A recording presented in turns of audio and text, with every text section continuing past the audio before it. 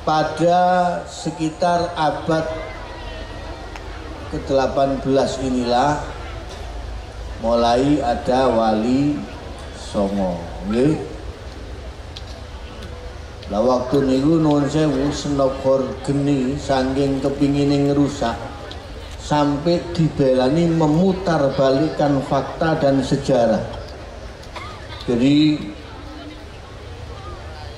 diantaranya nggih mengatakan Raden Patah itu membunuh ayahnya sendiri, Sri Brawijaya V. Itu gawenane Senogor Geni. Kemudian mengatakan Syekh Siti Jenar itu dibunuh oleh Sunan Kudus karena berkhianat kepada Sunan Giri. Syekh Siti Jenar diwara dadi cacing dan lain sebagainya, ini ngawur. Strategi berikutnya adalah mengatakan bahwa pembawa Islam ke Indonesia, ke tanah Jawa itu adalah mereka para pedagang dari Gujarat, India, dan dari Persia. Ini yang banyak di sejarah itu begitu. Niki saat temennya niki tulisannya Senogor Geni. Jadi jangan keliru, hati-hati kalau baca sejarah. Karena ilmu sejarah itu tidak bisa lepas dari subjektivitas, tergantung penulisnya.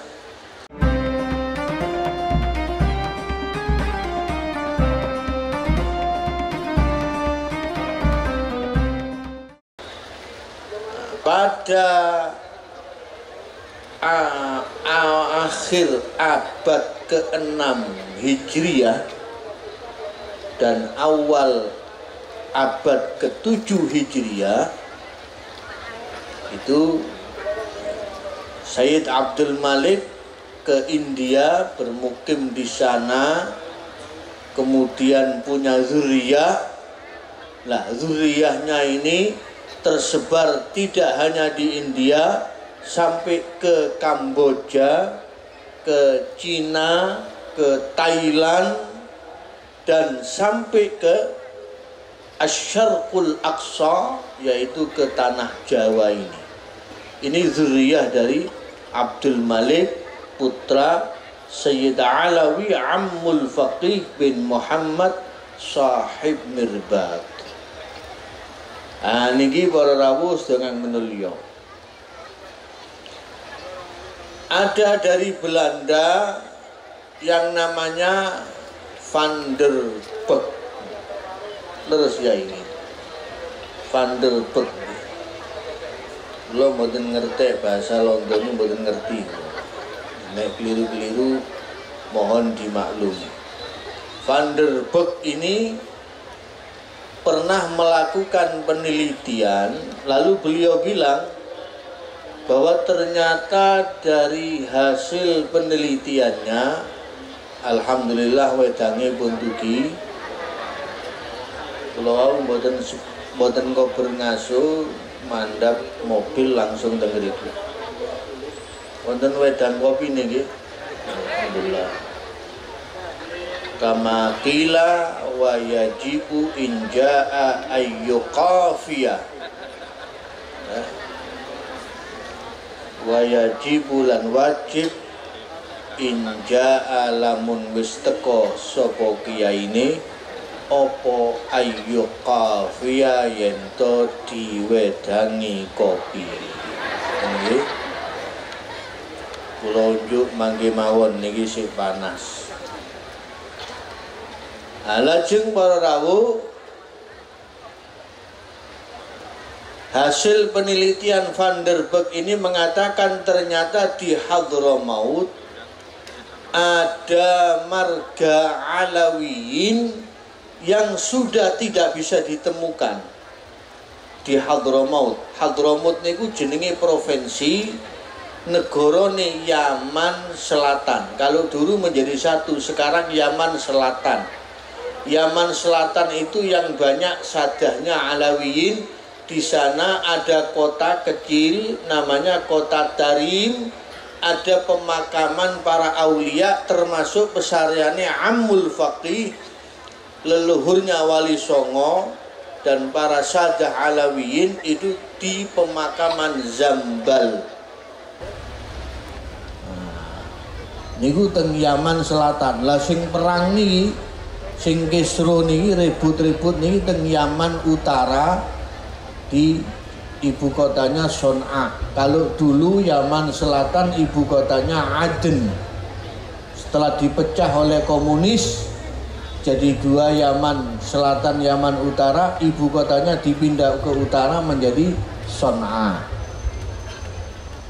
Niku sing kathah Wahabine niku teng Son'a.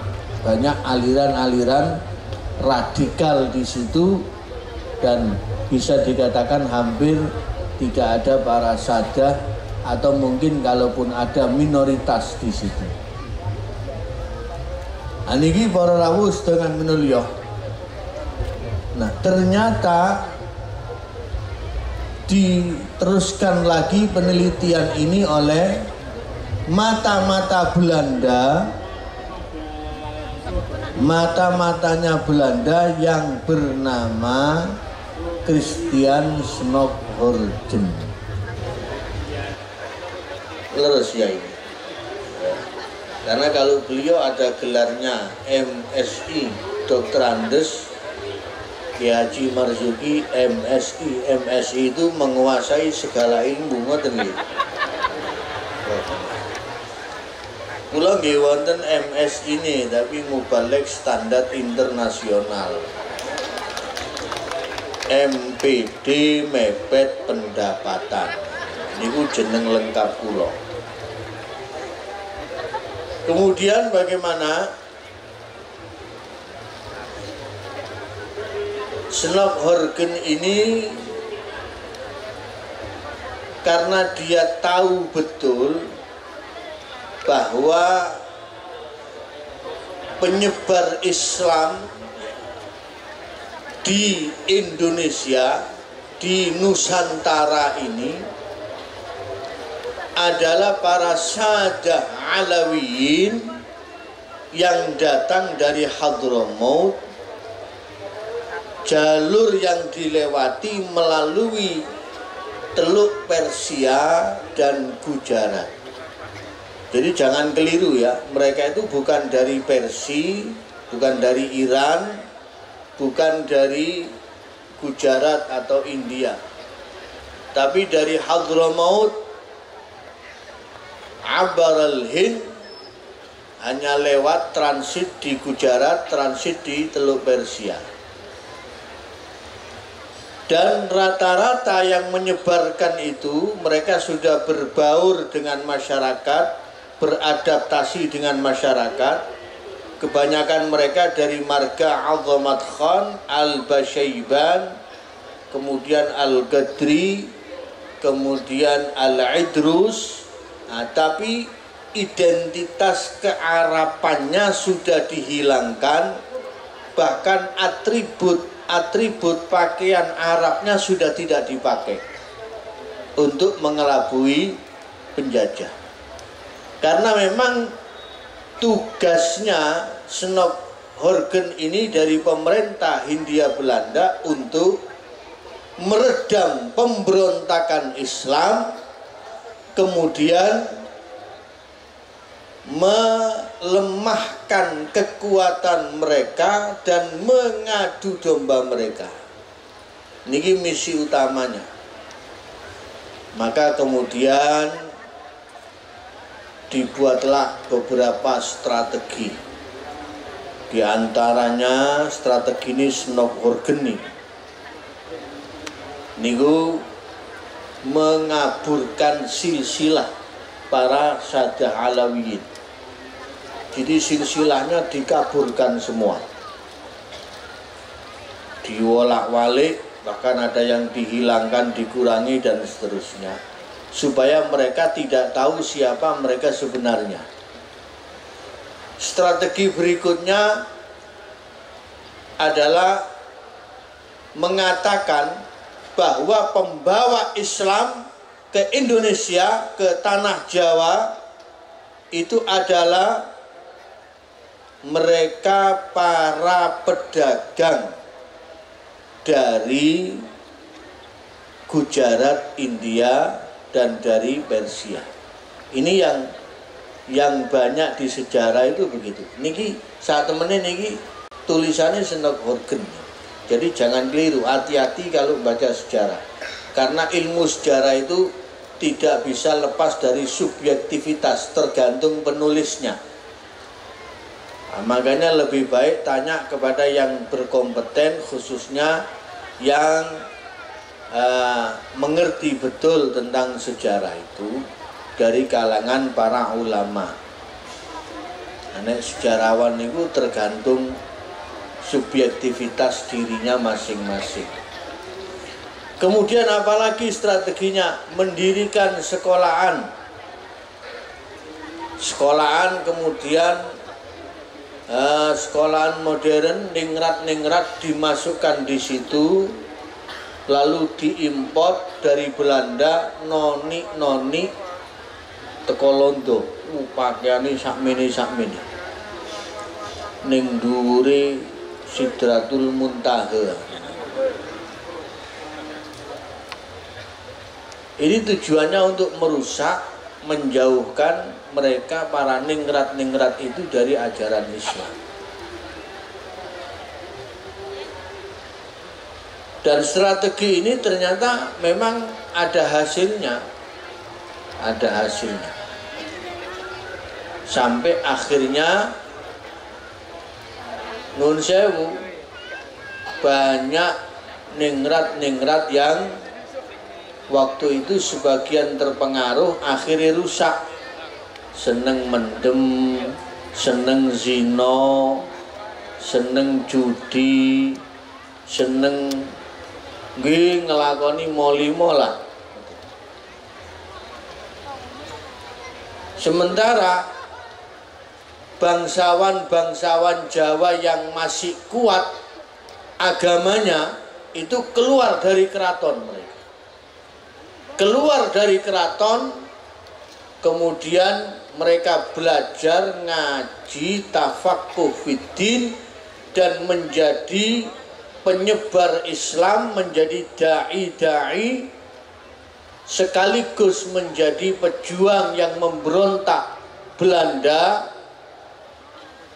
Ada yang mendirikan pondok pesantren. Nah, di antara mereka contohnya kados Pangeran Diponegoro, contohnya malih kados Pangeran Benowo, contohnya malih kados Kiai Muhammad Ihsan yang kemudian disebut Kiai Nur Iman, Melangi Jogja. Melangi niku sangka kata-kata mulangi, dijuluki Nur Iman, cahaya iman, karena banyaknya orang yang masuk Islam kepada beliau. Niki mantune Untung Suropati, beliau saudara sebapak dengan Pakubuwono II dan Sri Sultan Hamengkubuwono I, putra dari Amangkurat Jawi, Kiai Nur Iman, santri dari Kiai Muhsin, Kiai Abdullah Muhsin Gedangan Sidoarjo. Niki para rawuh, mereka bangsawan yang menjauh dari keraton, karena ketika itu keraton dirusak oleh Belanda dengan propagandanya Senok Horgen. Nah, sementara mereka para habaib, para sadah tadi yang kula sebutaken, yang menyebarkan Islam di tanah Jawa ini, mereka berbaur, kemudian melalui perkawinan antara mereka dengan bangsawan di Jawa ini, lahirnya dari mereka itu lahirlah ulama-ulama besar, raja-raja Islam itu lahir di era mereka, Ada yang disebut dengan sebutan Ki Ageng, ada Kiai Anom, ada yang disebut dengan Pangeran, ada yang disebut dengan Kiai Mas, ada yang disebut dengan Sunan. Nah, ini hasil perkawinan dari para Sadah Alawiyin itu dengan para bangsawan, para ningrat di Jawa. Niki persis strategi yang dipakai oleh Rasulullah Shallallahu Alaihi Wasallam.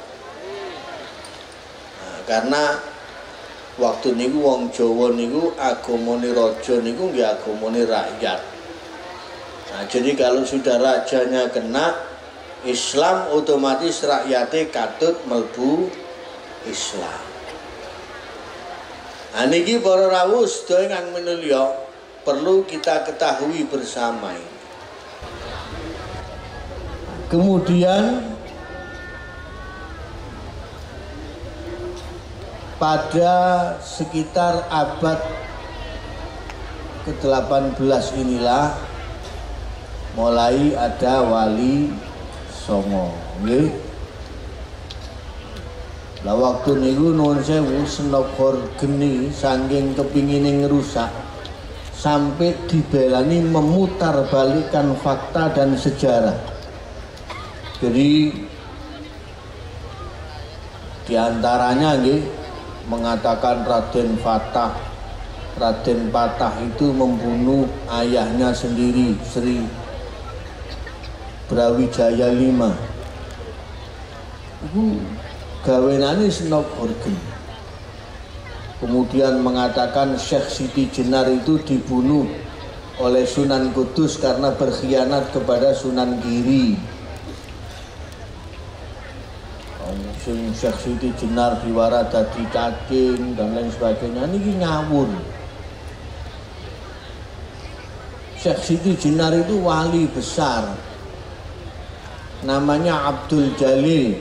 Ada yang menyebut Syekh Lemah Bang. Ada yang nyebut Syekh Siti Brit. Ada yang nyebut Pangeran Kajenar, macam-macam. Dan nasabnya beliau bersambung sampai ke Syekh Jamaluddin Kubro dan sampai ke Ammul Faqih. Lah beliau itu memang makomnya makom fana.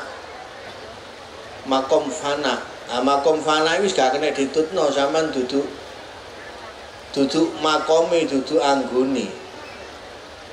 Nah, makom fana itu seperti yang pernah dialami oleh Sunan Kalijogo waktu nunggoni tekene Sunan Bonang. 2 tahun pengen nunggoni teken wiritan ya kayuku ya kayumu ya kapasku ya jalakku. Padahal asli ini ya hayyu ya qayyumu ya fattahu ya razzaku. Krana ilat Jawa mboten saged malih dadi ya kayuku ya kayumu ya kapasku ya jalakku. Tapi krono mantep, Masya Allah, jadi wali gede Sunan Kalijogo. Zaman menawi badhe nyoba, monggo niki pompong kula metu teken. Tak tinggal ning kene tunggono gak suwe-suwe 40 dina ae. Kula paringi wiritane. Wiritane nggih cara Jawa. Niki khususe wiritan kangge sing jomblo-jomblo nek durung rabi. Nek purun kula paringi ijazah. Purun napa mboten? Purun. Sampeyan dirakaken kula nggih. Allahumma emaimu atos watu kembuk tahu lumpang bolong watu napa niku lumpang bolong Watno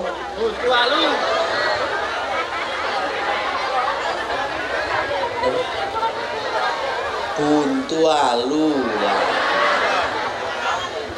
lumpang bolong buntu rondo ompong melu wong perawan ayu melu beh Al-Fatihah. Wis cukup wiritan niku tok sampeyan. Ambil nunggoni teken niki. Kalau tepak wayahe jodone ya insyaallah hasil, lek dereng mboten hasil. Ngaben niku dudu teko wacanane, teko lesane sing maca. Padha kaya tulisan mandi dudu teko tulisane. Laisa minal huruf bal minal kufuf. Tapi teko tangane sing nulis niku sing mandi. Niki para rawuh sedaya mulya, nerusaken cerita niku wae. Jadi niki diwolak-walik. Sunan Kalijaga niku sajange nanti dawuhe tentang Syekh Siti Jenar. Panjenengan niki sak temene bulan ananging ketutup mendung. Jadi yang betul bukan dibunuh, disengitno kali Sunan Kalijaga. Kemudian napa? Sunan Kalijaga mateni asu. Asu niku dibeleh terus dikubur di mburine Masjid Demak. Lah pengikutnya Syekh Siti Jenar sing ilmune durung tutuk nang Maqamul Fana niku wau. Niki diweden-wedeni iki lho. Wong nek gak sembayang matine dadi asu. Contone delok ning kuburan iki wong gak sembayang. Lek gak percaya kedhuun kuburan iki dikedhuk asu temenan. Nah padahal niki akal-akalane Sunan Kalijaga. Itu sebagian dari strategi dakwah. Jadi ini banyak yang diputar balikan fakta, kemudian diadu domba antara ningrat yang yang pro dengan yang kontra, Belanda diadu domba, kemudian orang-orang Arab, imigran Arab yang datang itu harus didata, tidak boleh kawin dengan bangsawan Jawa, tidak boleh pakai pakaian Jawa, dan tidak boleh menggunakan atribut-atribut Jawa. Mereka di kotak disebut Arab Timur. Lain. Ini namanya strategi pecah belah. Napa niku David et Impera napa ya napa ngoten lho. Kira-kira bahasa ngoten. Niki para rawuh sedaya menulya. Tetapi dengan perjuangan Wali Songo ini yang didukung dengan karomah-karomahnya luar biasa. Islam tetap berjaya di Indonesia. Maka kita ucapkan kepada Wali Songo itu jazahumullah khaira ma jaza bihi ibadahus sholihin. Laulahumu, kalau tidak karena perjuangan mereka, gak kenal awak niki syahadat la ilaha illallah Muhammadur Rasulullah. Sampai sekarang ini pahalanya Wali Songo itu mengalir terus. Setiap kita sholat, ibadah, nopo mawon mesti oleh kiriman ganjaran. Kenapa? Karena berkat jasa mereka lah kita mengenal iman dan sampai nuwun sewu. Strategi dakwahnya Sunan Bonang. Ranten niki Khalil Sunan Bonang. Kula tutukaken sekedhik nggih. Sunan Bonang niku asline Molimo niku biyen Pak wong Jawa zaman tinggalan Hindu biyen. Niku nek arep napa niku ritual, mereka punya ritual. Kalau tadi ada katanya Pak Bupati sedekah bumi gitu nggih. Ada manganan, itu mereka dulu juga ada itu. mereka itu kalau punya hajat tertentu atau mereka mau membuat satu tempat suci tertentu, iku kumpul lanang wedok muda bareng. Kumpul mari ngono muter keliling tangane gandengan. Kemudian mengumpulkan molimo niku ana mamsa niku daging. Kemudian matsa niku iwak. Kemudian madya itu khamr, tuak. Kemudian maituna itu zina, kumpul kebo. Kemudian apa? Mudra niku semedi. Dadi nafsune dituruti sik, mangan daging, mangan iwak, kumpul kebo. Mari ngono mendem baru semedi. Nah, oleh Sunan Bonang diowahi daginge pancet, sesajene pancet, sandingane pancet, tuake dibuat diganti wedang kopi, ngeten niki wedang jahe, contone niki. Niki termasuk sandingan niki, Pak. Saiki bahasa sandingan niku utawa sesajen niku dadi berkat, ngoten nggih.